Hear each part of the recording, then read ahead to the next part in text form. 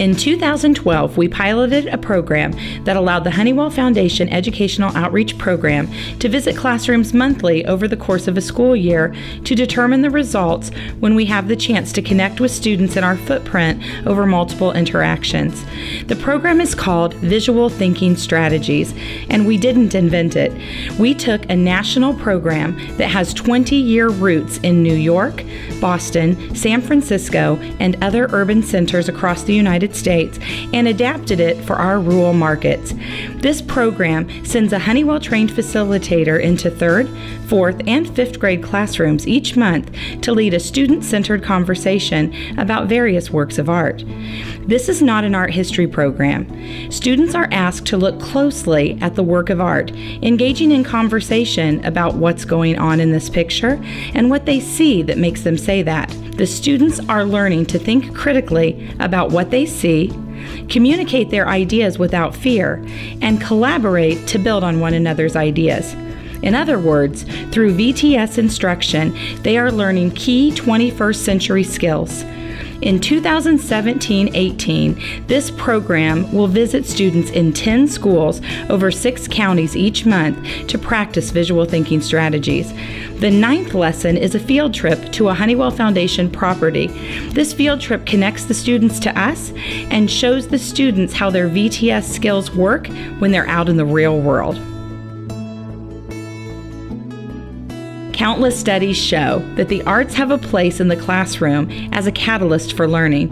We believe it is an important part of our mission to provide arts-based educational experiences to students in our footprint. The Honeywell Foundation's artist residencies have evolved this year from a one-visit assembly or workshop into a sustained teaching model where our artists will make multiple visits to each classroom in order to drive the curriculum forward.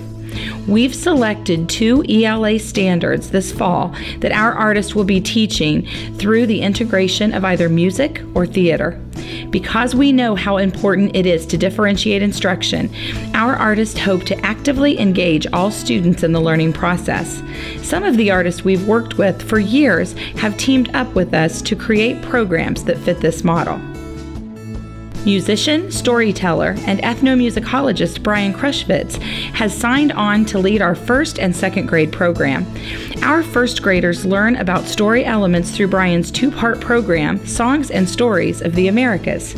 The lesson begins with Brian singing about a sad, sad story. For it was a story that took place nowhere. It didn't know where it was. Poor story. And then, students are introduced to characters, settings, and plots through music and story, including the use of Kamishibai theater cards. For 2nd graders, retelling is an important curricular focus. Through Brian's songs, instruments, and stories, students learn to recount the beginning, the middle, and the end of a story.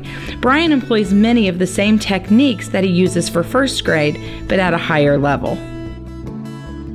Education Curriculum Coordinator Christy Unger, a 20-year teacher and instructional coach, pairs with opera singer and piano voice teacher Sarah Fadel to lead 3rd graders in a 2-part exploration of story elements and theme using opera as the catalyst for instruction. Students hear an operatic number about a fisherman's exploits sung in German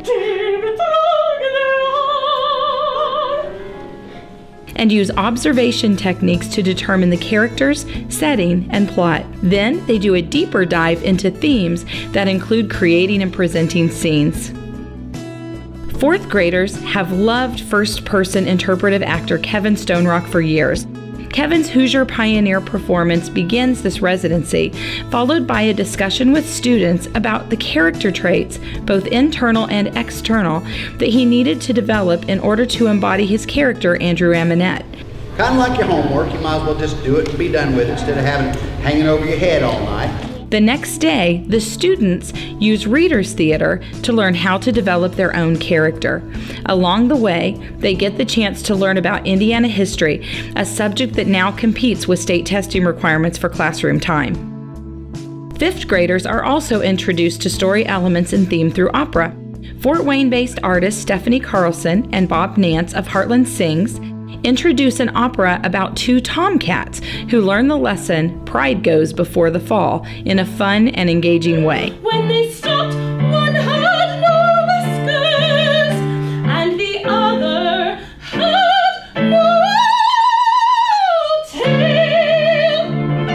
Students participate in the program and even answer the question, "What happens next?" Using the arts to teach these lessons helps students connect to the subject matter and also helps them retain information. In all grade levels, engagement is key. Students are active participants in the process because we know that engaging students in hands-on experiences drives learning as well as a sense of excitement about the process. By giving students the opportunity to learn through an artistic modality, our artists drive lasting connections between the art form and the curricular content. In addition, these programs model for teachers a new, impactful way to introduce curricular material to their classes. The next step in the process will be to build teacher education programs that teach the teachers how to implement arts integration in their classroom on their own as extensions to our programs. 2 years ago, the Honeywell Foundation started dreaming big about what a renovation of Eagles Theater could bring to our region. Many ideas were researched and vetted, and one was the idea of teaching media arts skills to the generation just a few years away from heading on to college or to entering the workforce. The result was a partnership between Heartland Career Center and the Honeywell Foundation, which offers high school juniors and seniors from up to 9 regional high schools the chance to study video and audio production daily during the school year. This program, which is piloting in the Honeywell Center this year with 8 students from 5 area high schools, will eventually move into the second floor of the renovated Eagles Theater. But the inaugural class is already thriving with students earning high school credit, certification, and dual college credit from Vincennes University. Additionally, the students are being introduced to various careers using media skills that can be used right here in the Northeast Indiana region and are developing soft skills including communication and collaboration that translate into their future careers. At the Honeywell Foundation, we know that access to the arts has the power to expand place-based worldviews while developing 21st century skills, including critical thinking, communication, and collaboration. It is our desire to build a love and understanding of the arts in our region's students while preparing them academically as future stakeholders of our communities.